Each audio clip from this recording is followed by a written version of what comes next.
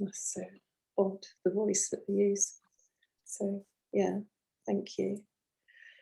Okay, yeah, so I talking about Rosmerta, and yeah, some of the archaeology, some of the icons are, like you just were saying, are clearly her, because she's either depicted with Mercury or she is actually standalone, but you can see it's quite clearly her. And I've seen a couple as well that I found with the matres, or in the more Celtic tradition, that would be the other three mothers there. It would be Banner and Eru. And so I sort of tend to cross them over into that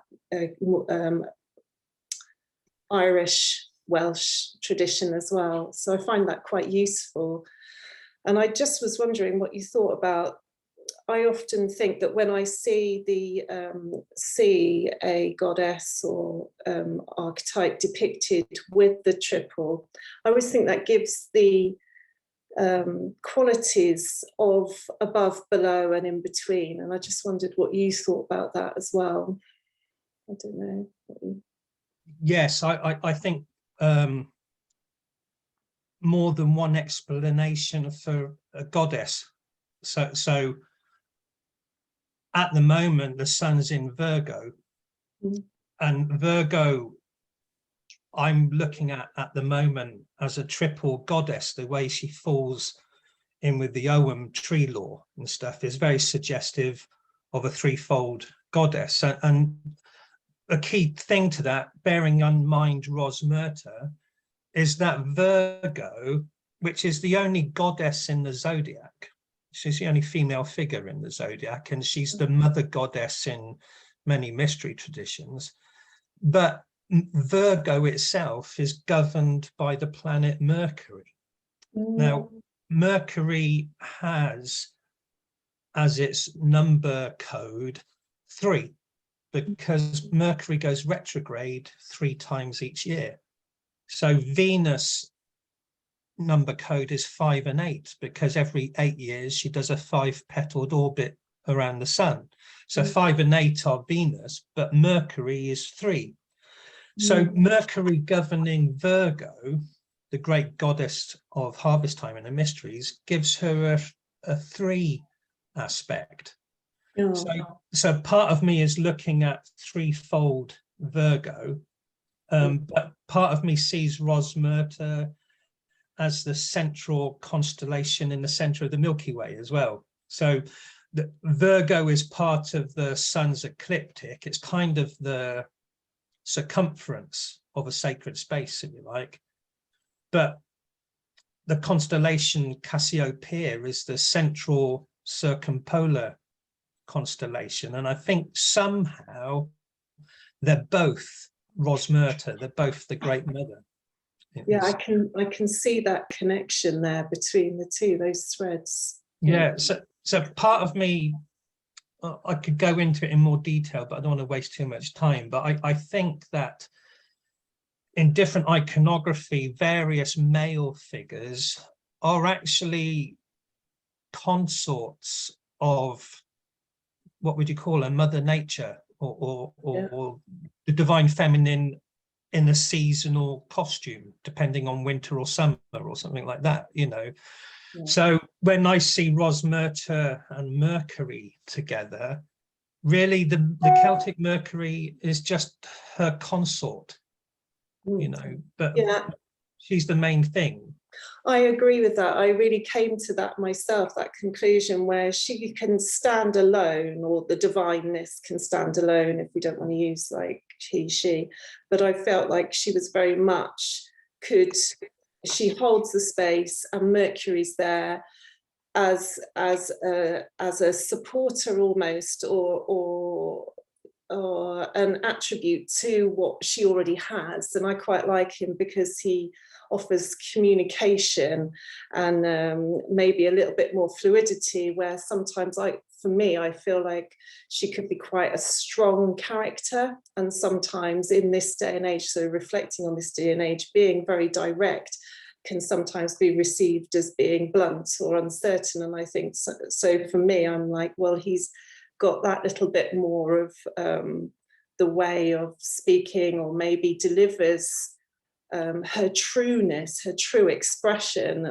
So he is applying abundance to her rather than for her or holding up.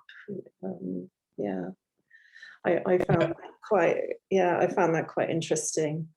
So just quickly then, so possibly there are two representations of Rosmerta in this. My background is mainly star law, so that's how I tend to think.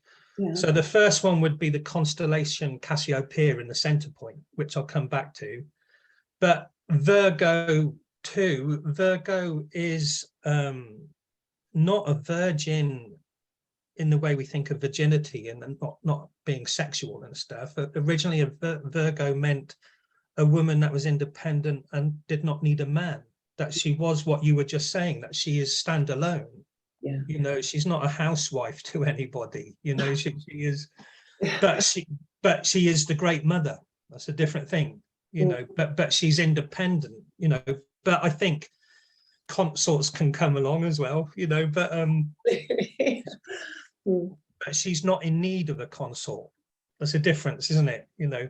Absolutely, there is a really big difference in that. I think so. Yeah, I do find that with the standalone. Yeah, she can more than hold her own in that. And also it's nice, isn't it, to have a companion, I think at times, you know. And I think the Romans could, so talking about the Romans, they did tend to sort of meld the deities that were on the land already with something of their own, just to combine that, to weave the threads. And I really think I saw it more as a weaving, not as a thread. And it's almost like he has other attributes that are very, very similar to hers. And I think that just allows that. And sometimes I'm not really 100% sure on what the social and economic situation was going on in the country at that time, but sometimes I feel that they reflect that, how they put different deities with goddesses, god deities together, that can be reflective of the time as well. So I just wanted to ask you about the cauldrons here. So where I see a butter churn, and I know that Marion Green has said that she feels it's a butter churn, and I absolutely, you know, would advocate, yes, that does seem that. And also I see a cauldron there as well. So a cauldron of wisdom. I see her sort of, as she is the mother goddess, she is birth and death. There's only two givens, that we are born and we die. So may I see, so perhaps the cauldron or the churn being representative of the triple again, bringing that in to above, below, and in between, and also the casting of wisdom within the waters. So I don't know how you. So a bucket butter churn, let's take that not literally, but as iconography. Okay, so she's depicted with the bucket in the Gloucester carving of her and Mercury. Now, I can send you a diagram afterwards, but simplistically, there's 3 lots of stars for star law. There's summer stars, which come and go, and they're there in the night sky in the summertime, and there's winter stars, they come and go. And then there's the ever-present stars, the circumpolar stars. Now, they're there all the time, they're constant, they don't come and go with the seasons. And there is one primary constellation in the center of the Milky Way above our heads all of the time, and that's Cassiopeia. Now, Cassiopeia is a W shape. Now, in some cultures like Egypt, it was seen as a throne. So like if you turn a W on its side, it looks a bit like a zigzag throne. And it was the throne of Isis, you know, and the name Isis actually means throne, you know, so it's the constellation of the Queen of the Heavens is what it is, really. Now, on the Gunderstrup Cauldron and the three mothers in Bath, they represent it as heavenly breasts, boobies, you know, the W shape. On the Gunderstrup Cauldron, the female figure's doing this. Yeah. Yeah, I've seen and yeah. making that W shape. And that's also with the three mothers in Bath. But that's the W sort of thing. And on its side, it's a throne. So what you literally have then with the milk churn is, you know, the Milky Way is the Milky Way, and it comes forth from the heavenly breasts, which are right there in the night sky. The Great Mother is up there, and right next to her as a constant, ever-present constellation is Ursa Major. And Ursa Major, you know, the Americans call it the Big Dipper, but it's a giant ladle. Mm. So you've got a, you know, in Welsh mythology, Cassiopeia, the constellation, is Llys Dawn, the court of Dawn, and Dawn is the mother goddess of the Brythonic Celts. She's the same as Dana being the mother goddess of the Irish pantheon, you know, and you've got Danu in Germania with the river Danube and stuff. But so there's this ever-present mother goddess in the center of the Milky Way, and she has a great big ladle. So then when you look at the iconography of Rosmerta with her bucket and ladle, it's not literally milk churn, you know, there's something else there, you know, once you relate it to all the other things. Now, so here's the thing then, there's a great stirring. The ladle is active, it's not a passive ladle, you know, because Earth spins around, the stars are turning. So it looks like the Heavenly Mother with her ladle is turning the stars, you know, and Ursa Major, or the ladle, is like the hand of the clock in all of that, you know.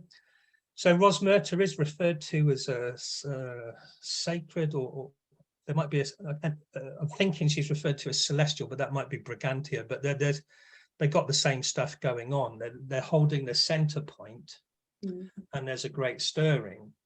So that's no different to the legend of Ceridwen and her cauldron being stirred for a year and a day. Yeah. You know, that's a whole cycle of star turnings, you know. And what's the motif? You know, she takes a young lad, Gwion, back, gets him to stir her cauldron for a year and a day, and then after which there's a whole rite of passage of animal shape-shifting, and she finally eats him as a grain of wheat. Right now at Virgo, the bright star of Virgo is Spica, the ear of wheat. And then 9 months later, she gives birth to him at Beltane. So that means she consumed him right now, this time, you know. So again, it's a great mother birthing a golden child because he's radiant brown and stuff. And I wrote it down. I had to look it up in the book, but there's a poem by Taliesin, or a poem credited to Taliesin. Now, Rosmerta is often translated as great provider. In his poems, he refers to the distributor. To me, it's the same thing, you know. And a line from his poem, credited to Taliesin, is, thinking of what we've just said about Cassiopeia, the constellation, I have been on the galaxy at the throne of the distributor. Yeah. You know, and that's the mystic who came out of Ceridwen's cauldron, rite of passage, you know. Yeah. So all of that is Rosmerta, but it applies to the constellation Cassiopeia at the center point, but also corresponds to now with Virgo. So it's there's two things running together. Yeah. So then when you're talking about the three cauldrons, on the one hand, it could be the center point of any of the three cauldrons, lower, middle, and upper, but equally, you could have one potato, two potato, three potato, all your cauldrons are aligned, and the central axis, the spinal cord running through all three, is going to take you to the Great Mother at the top and the stirring of the heavenly realm. You know, so it's all there as a thing. Maybe Virgo, because she's kind of harvest goddess, maybe there's something earthly about her. Maybe she's more like Mother Nature, being abundant and giving, whereas Cassiopeia is more heavenly, spirit world or something. But maybe there's a heaven and earth polarity thing of the one Rosmerta goddess in some way, I'm guessing. Yeah, well, yeah, I know. And isn't it curious how all these things just line up they're in the stars. It's the ancestors knew, they were reading the stars well before we, started going, with our big telescopes and things. So, there's so much integrity in all of that. And it really feels in alignment with that. And I love this pillar, and I like to call that the central thing. It's like the pillar that holds, well, of course, yeah. So, I'd call it the spear of Lu. Okay, the spear of Lu, yeah, it could be the spear of Lu. A vertical axis, but then I'm also thinking that Lu is probably a Celtic Mercury. I think so too. Yeah, I agree. Yeah. So that's, he works for her, or they work together somehow. I think so. The illumination is always there, and then sort of that brings me on to conscious of time, is the sovereignty aspect of that, and I think that sort of gently sort of weaves itself into that, where you have these above and below, and you have this central pillar, whether it be a spear or of direction, spear of Lu, spear of light, or the place that roots the above and below in between, and the sovereignty. And to reach that journey, to come into sovereignty, often there's reflection of aspects of personality and character that come through. So talking about that a little bit, maybe if you wanted to invite you to think about that. But sovereignty is a word that's become very popular, and I do use it as well. And the goddess of sovereignty, or it seems to be a recurring story throughout Celtic mythology, doesn't it? There's usually two males fighting over her or trying to win her, or whatever, and I've got lots of ideas about that. On one hand, I think one's own inner sovereignty is what we're all trying to achieve, sort of thing. And so I can only talk about my own personal experience with that. I have a muse. I think everybody does, and you could call it your anima, or just your inner voice, or whatever. But I think, and these days it's so difficult because we're not just heterosexual, but so you could say your muse, male or female, what your perfect archetype is your first base in trying to understand sovereignty, and it's almost like your inner muse, male or female, is a face of the anima mundi, or the world soul, sort of thing, and so between you and the world soul itself, there's a aspect that dangles in front of you like a dangling carrot, and that's your archetype. You're going to go for that, and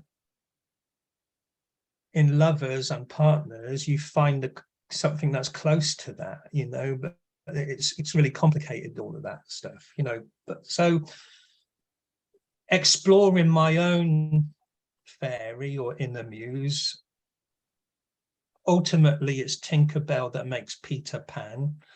And so it has been for me a learning of what sovereignty is, so I was looking at Queen Maeve in Ireland, and she's the very important character in the whole legends of Cahulin and all of that sort of stuff. But by the time you get to Elizabethan England, she's become Queen Mab.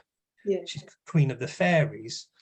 And what I found recently, it's a little bit cheeky, but it just made me laugh my socks off because I thought it was brilliant. Because ultimately, sovereignty too is a personification of the land, and working with the land, and whether that's Ellen of the Ways or whatever, you know. But I laughed my socks off when I found out that, because I'm quite interested in sacred water, springs and pools and stuff. But apparently, there's many places in Ireland that when translated into English, they just mean Mab's vulva. So, you know, the fairy queen is independent, you know, but it's sexual too. And I think any would-be king would marry the land in some way.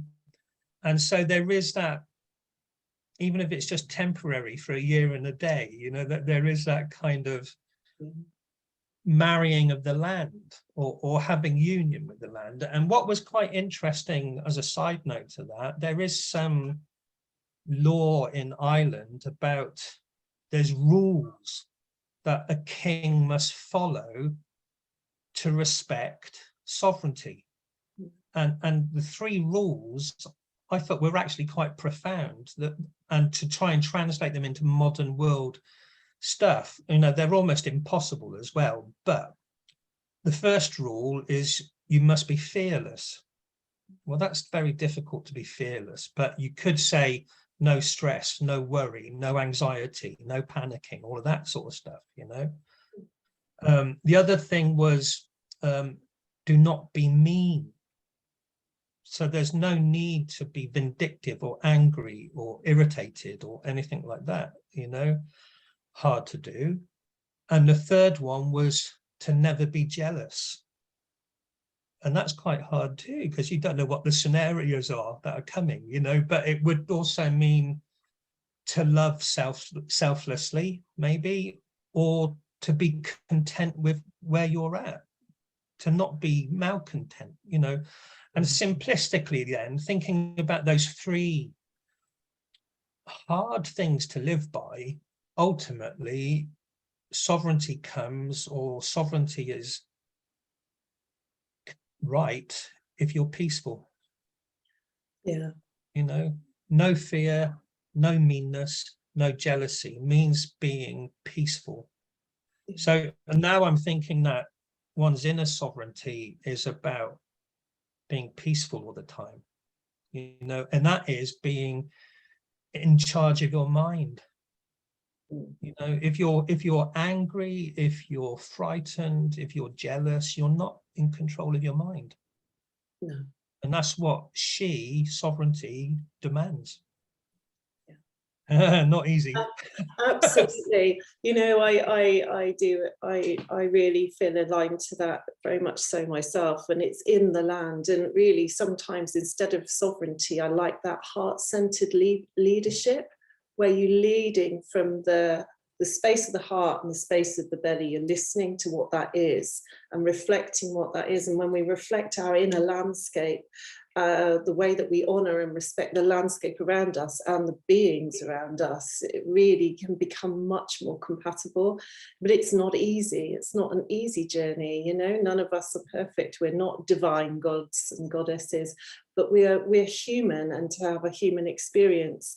And the sovereignty very much is the land, honouring the land, the landscape that we live on, the waters that we breathe, drink, the air that we breathe, the waters that we drink, and that nourish the land that we're on. It's very much all encompassing of the mother, really. I think that's what the divine mother, or the mother in Cassiopeia, you know, really representing for us. It's showing us that, and with the spoon or the cauldron, where that's the water's moving, so we move and change. How I am today is not how I'm going to be in a year and a day.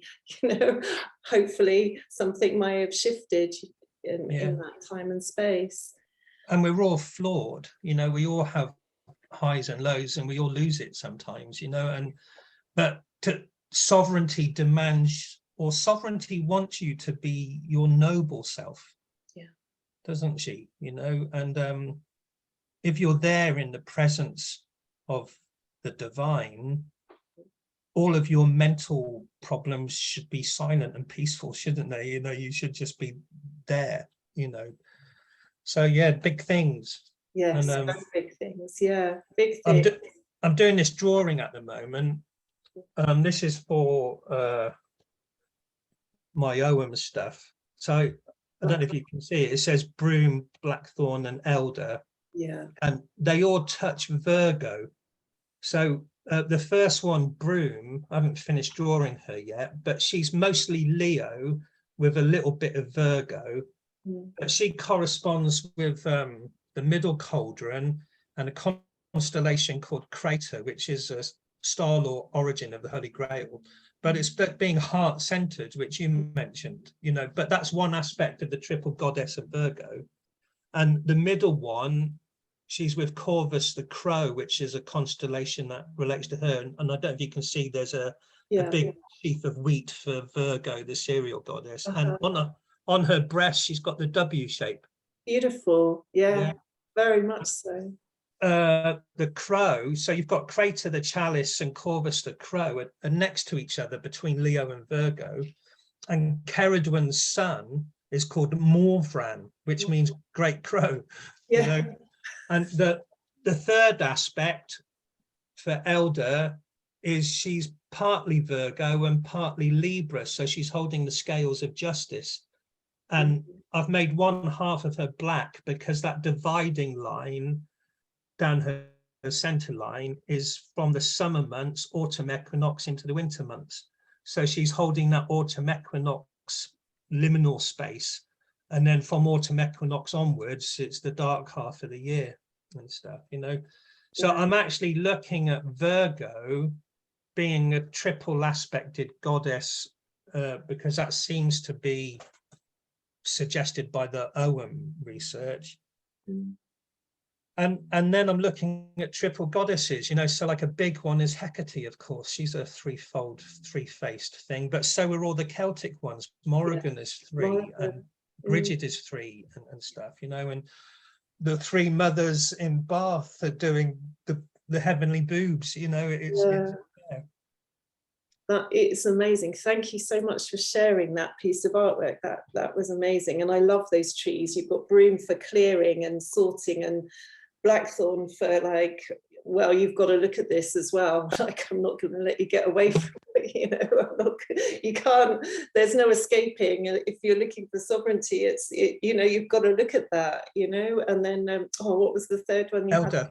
Elder. Yeah, so you know, you've got three really strong aspects there of sort of self-reflection, development, and balance, you know. So it was a beautiful piece of work. Thank you for showing that.